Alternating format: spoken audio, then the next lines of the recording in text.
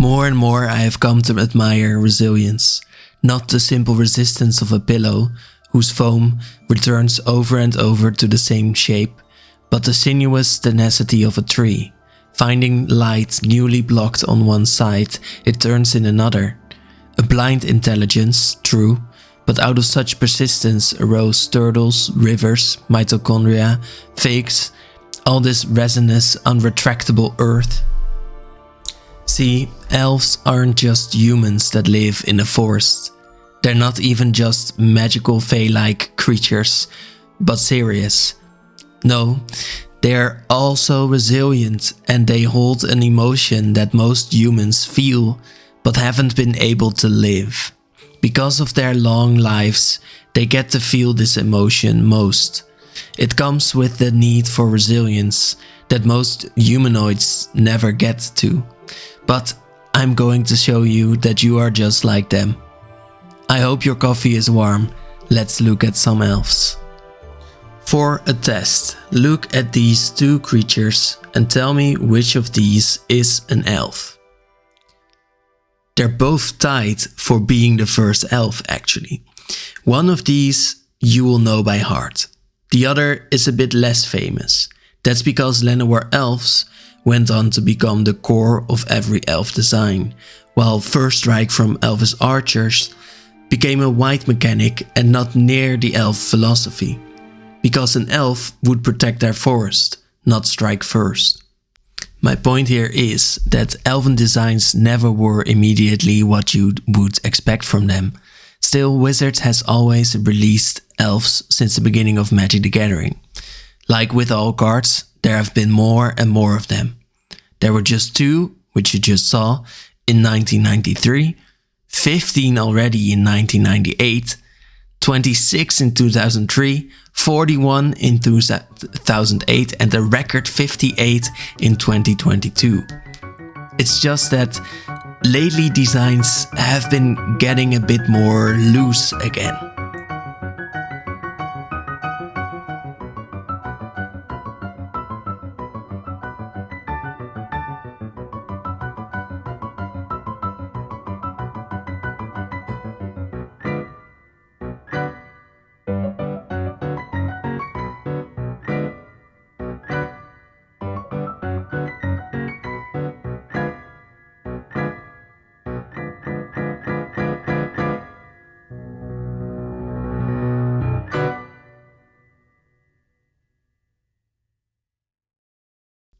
The last card even prompted my video together with the beautiful elven story from Norwin. I implore you to read it after this, because we will look at the comparison now. The elves who are all about remembering the good old days, and none better the plane to do that with than Lorwyn. You are right, this isn't chronological in any sense. See, Lorwyn, aside from being a recent set that people were hyped for out of nostalgia, is all about holding on to the past for the elves. The Lorwyn elves were very perfectionist, let's say. They had beauty in such a high standard that they would kill everything that wasn't beautiful. They would call another once beautiful elf who had gotten a slight scar an eye blight and would hunt them like any other imperfect being. They would even go as far as uprooting a whole forest just to have them in a beautiful pattern. This shows us, like we have been shown many times in Magic, that elves aren't always protectors of the forest. They can be its bane too. In this sense, they sometimes feel just like humans. In Shadowmoor, while many creatures turned dark, the elves started to protect what's beautiful instead of culling what isn't. They'd even go as far as saying someone's personality might be beautiful too. Fast forward to today and Lorwyn has changed for the elves. Where before they would see fine-bred elves as scourges, and fine-bred elves are elves caught by vines and therefore controlled by them, gaining many magical abilities. And the drawback is that they have to do other elves' bidding. Nowadays, the elves respect fine-bred elves because of their magical prowess, which protected against the invasion. In this sense, the elves finally changed along like a tree would move towards the light. But Lorwyn elves would still feel nostalgic for their days when they would be the dominant power on Lorwyn. They long for looking down on others and cling to a past like a tree never would. And this is the fault of the elves, because they aren't the perfect natural beings. They aren't so linked to green that they are like green. They oftentimes cling to a past, and this changes them, and it sort of holds back the forest when the elves are too powerful in it. And we see the same story way more often. I think sneakily they try to put this story into every time the elves come into a set. That is because this is true in mythology as well. But let's look at some more examples from Magic the Gathering. First off, we have Eldraine. Here the elves seem like a minor node on the world. But we learn from Oakheim Adversary that the elves remember every secret path from the days when they ruled the realm.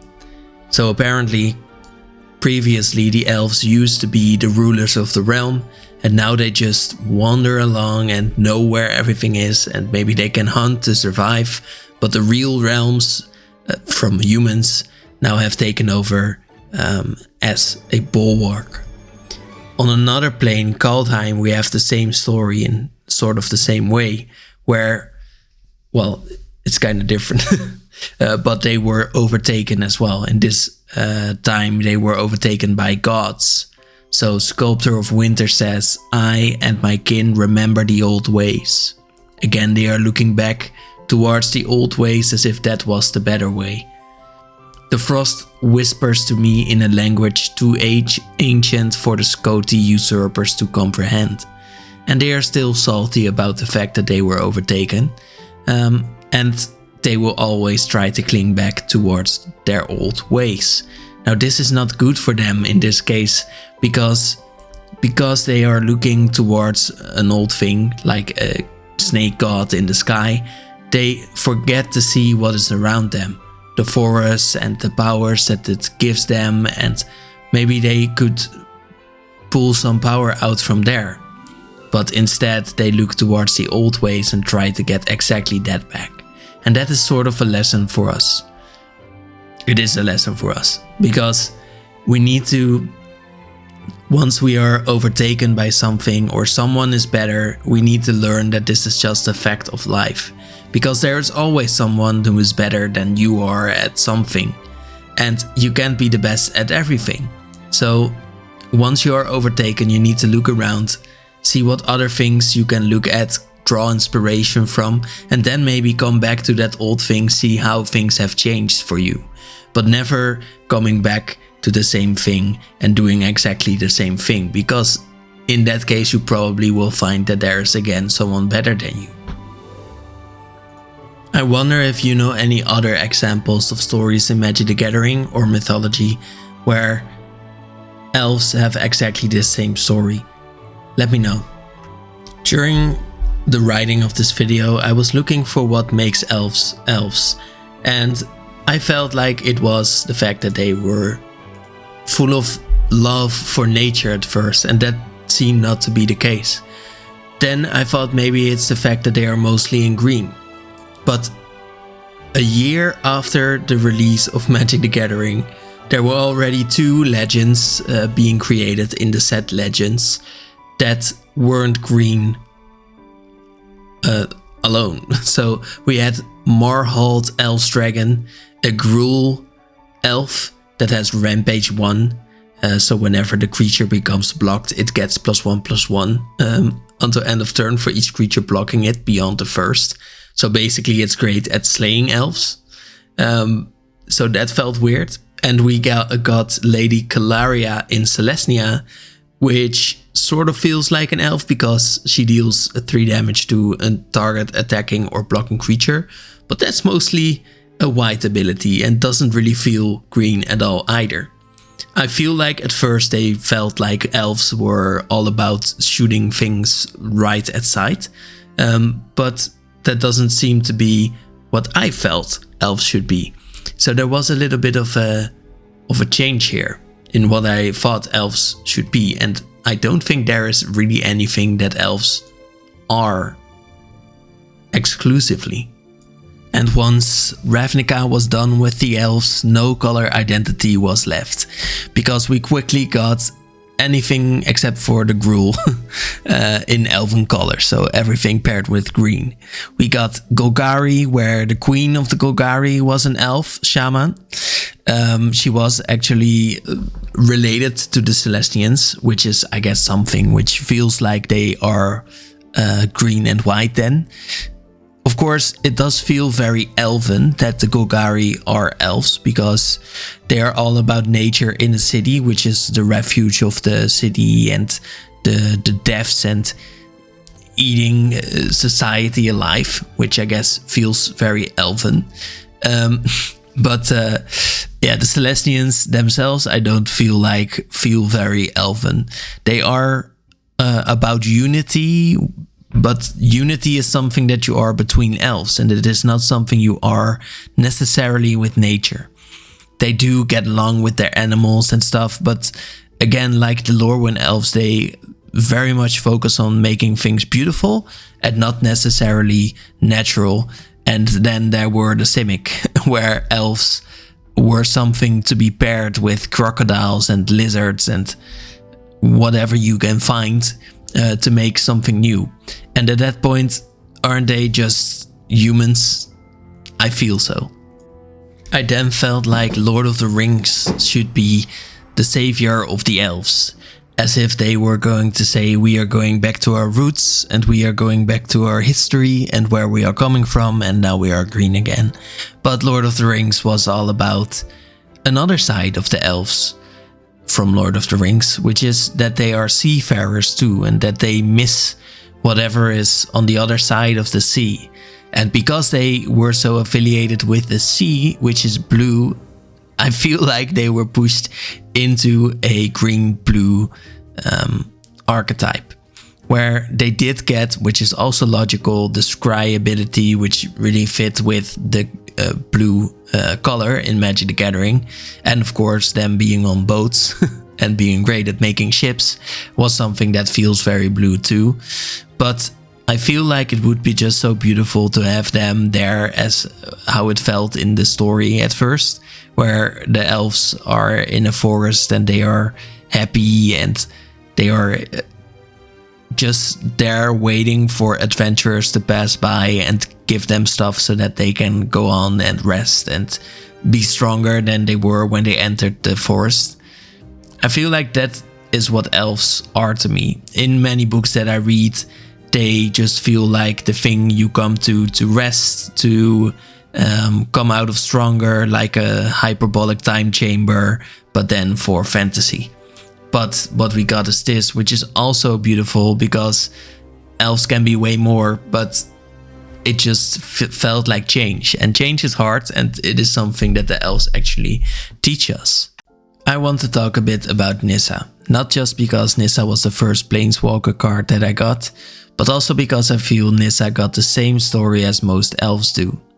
So we start off the first time seeing Nissa with her in a weird sort of Planeswalker vibe, where her +1 is search your library for a Nissa's Chosen card.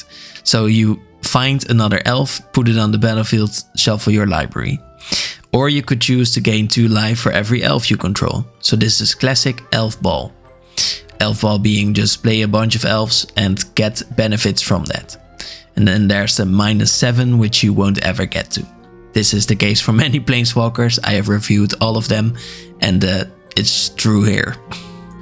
Then from Magic 15 we have a new version of Nissa, the World Waker, which is a 5 mana Planeswalker this time, with the ability to create a 4/4 elemental creature with trample. So moving on from just being an elf, Nissa becomes an elemental sorcerer. So that is just a bit different, but it works because elves, they are in tune with nature, and therefore they can create elementals on a plane like Zendikar. Nissa also can untap up to 4 target forests, which also feels very elf-like. And again, we don't really have to talk about the -7. Then slowly her origin story from Magic Origins feels like it tells the same thing over again. It's a sort of slow story where Nissa, the fast-food seer, enters, searches your library for a forest, puts it onto the battlefield, just like a wood elf would do. Then she transforms into the sage animist, getting into her own, getting in tune with planes, and then she learns the ability to, with her -2, put a 4/4 elemental named Ashaya, the Awoken World, onto the battlefield, which is really cool. She can also steal +1 to reveal the top card of your library, to put a land onto the battlefield if you can find it. Nissa becomes the voice of Zendikar in the Oath of the Gatewatch, where Zendikar is needed to fight the Eldrazi, and Nissa learns to put little 0/1 green plant creature tokens onto the battlefield, so she still works with nature. She can also put +1 counters on creatures, which I guess feels normal because she can grow those plant tokens. And then the -7 is you can gain X life and draw X cards, but again, you will never get to that. Nissa joins the Gatewatch on Kaladesh, and here she becomes the vital force.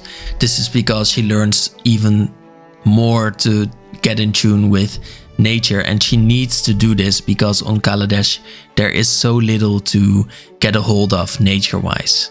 So she learns to untap a land, also making it a 5/5 elemental, so she turns whatever lands she can find into new elementals. This time she is a 5 loyalty planeswalker and almost is at her ultimate, so that is new. She also gets a -3 that says return target permanent from your graveyard to your hand. Feels weird, but she is restoring nature on this world, and that's why she can return a permanent card. And then her ultimate, which is actually relevant here, says that you get an emblem with whenever a land enters, so landfall, you may draw a card. This feels a bit weird too, but Nissa learns from speaking with worlds, so whenever a land enters, she sort of speaks with that world, and that is why she can draw you a card that way. On Amonkhet, Nissa met another world that was already close to its death. It was even locked up. It wasn't even able to influence its own world anymore. It was a desert world that was full of hate and aggression, which used to be full of lush life and feeding the oases of that its people needed. So Nissa talked with the world and knew that it needed water, and so she became sort of a blue mage as well. It feels really weird that this happened for the first time, where a planeswalker would switch into another color in this way, just so casually. But it kind of made sense, so it was a slow change in that matter, where Nissa became blue because the world needed water. Kind of worked, but it feels a bit weird for a totally green planeswalker to suddenly change into blue, because its philosophy really doesn't seem to match with Nissa at this point. Ability-wise, her elementals gained flying, which I guess could happen. Big elementals gaining flying, where they would be wind elementals or something like that. And looking at the top card of your library and scrying, I guess could work, because she is talking again with the world and learning from it.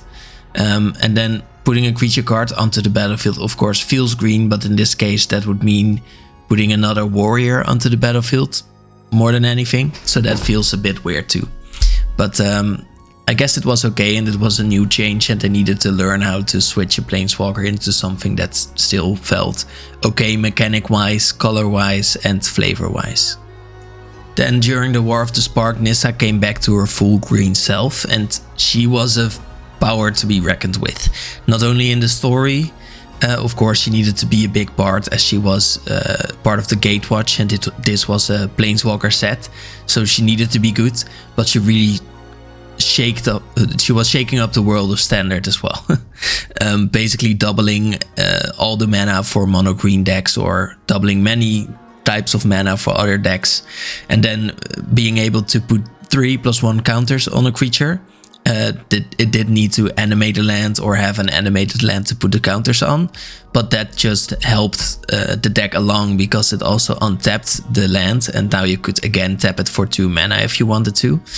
The only drawback being that your lands were now creatures too. So this was just a very strong commander, one where even though it started at 5 and needed to get to 8 for the bonus, was able to get that bonus ultimate, which is get an emblem with lands you control are indestructible and get any forest onto the battlefield from your library, which is kind of insane if you are looking at the other abilities too.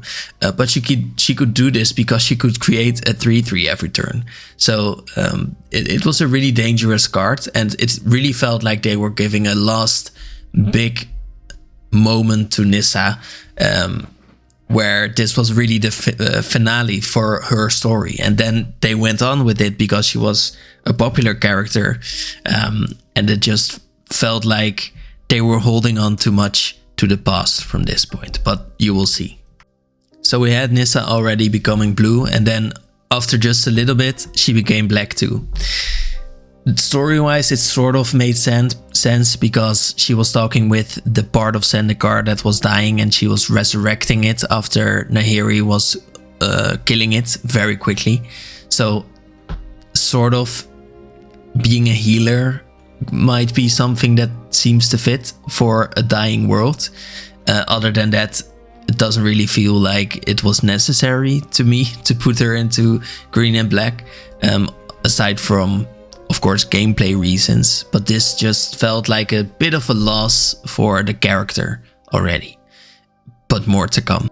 Because Nissa would be a very powerful planeswalker in the hands of the Phyrexians too, where she could shape the tree, where she could basically do anything because of her power and being Phyrexianized. I feel like she would be the strongest braider after a little bit.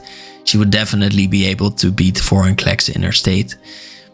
In this way, she was still a 5 mana planeswalker, but she got the 2 Phyrexian colors added. So this felt like an addition, or like the twisted version of her that was supposed to die after this. She could create Phyrexian horrors, which kind of makes sense because Phyrexian elves often create creatures that are Phyrexians too and help them grow, which feels like it fits. Then she could -1 to destroy an artifact or enchantment, being able to beat the other Phyrexians that were maybe rebelling against them, or maybe destroying weapons of the rebels. And then an ultimate that you could get to actually immediately, because you could pay 7 mana for her as well, together with 7 loyalty, where creatures you control get +1/+1 for each force you control, and they gain trample. So that just means that the Phyrexians, even though the creatures are robots sort of now, they still feel like they are strengthened by a big elf with a bunch of powerful mana abilities. But really, and here's the crux of, I think, what I learned about elves and magic and life from this video, is that eventually you need to stop doing something and maybe change it into something new. And Nissa coming back, sort of, and becoming the resurgent animist immediately after being turned into a Phyrexian just feels wrong. She stopped being a planeswalker, she is now just a creature, just an elf. And she gained the ability landfall whenever a land enters at 1 mana. Then if this is the second time this ability has resolved, reveal cards from the top of your library until you reveal an elf or elemental and put it into your hand, and the rest on the bottom of your library in a random order. This feels like she is still controlling all of her planeswalker powers, creating elementals, creating elves, creating mana. It was one of the only strong cards from a set, which was the Aftermath. But I feel like it shouldn't have been, because she should have been in a very weak state. Emotionally, she really wasn't there. She should have gotten a long time to rest, I would feel. And there was another elf planeswalker already there. So they could have done it, but they immediately pushed Nissa to be back. I feel like, to show that she was still alive. But sometimes we need rest, and sometimes we need to change as a tree, and sometimes the light isn't coming from one side anymore, and we need to change the way we direct ourselves at the sun. But Nissa didn't get that time, and it just feels like it killed her story in many ways. Then shortly after, she just got turned into a frog. And then shortly after, she returned in a new Kaladesh form, which just feels like it shouldn't be her getting back in her happy state on Kaladesh, because Kaladesh isn't her main thing. Of course, it's beautiful that she loves Chandra and Chandra is her home, and that's just a beautiful thing. But I felt like the world shouldn't have been Kaladesh, and the set shouldn't have been Ether Drift. It shouldn't have been that she came back where, it could be very flavorful. Her ability to create energy whenever land control enters feels like it should have been her talking with Kaladesh and knowing just what Aether is and how it works with nature and how it connects. It should have been a big thing, I feel, but it really didn't get the time. So this just therefore doesn't feel like the set she should have returned in.